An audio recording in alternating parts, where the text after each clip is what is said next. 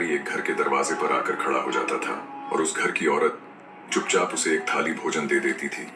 2 रोटी, थोड़ा चावल और सब्जी।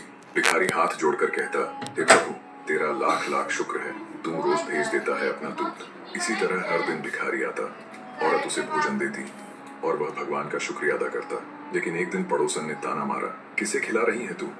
जिसे अपना होश नहीं, वो खाता है तेरा और शुक्रिया करता है भगवान का। पड़ोसन के तानों सुनकर उसके दिल को चोट लगी। सोची, खिलाती मैं हूँ और शुक्रिया भगवान का करता है।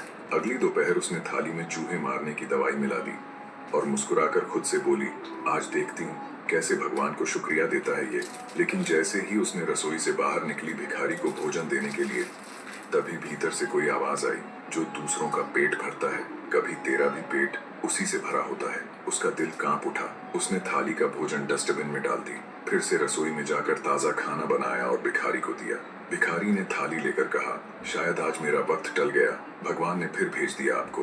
भिखारी ने भोजन लिया और वहीं पर एक पेड़ की छांव में बैठकर खाने लगा। उसी समय उस औरत की बच्ची स्कूल से रोती हुई आ रही थी। उसे बहुत तेज भूख लगी थी।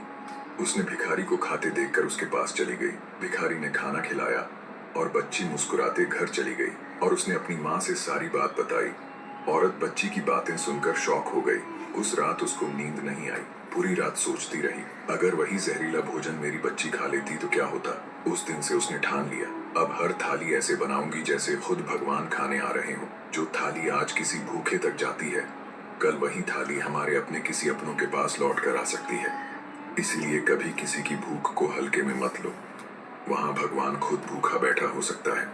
हर रोज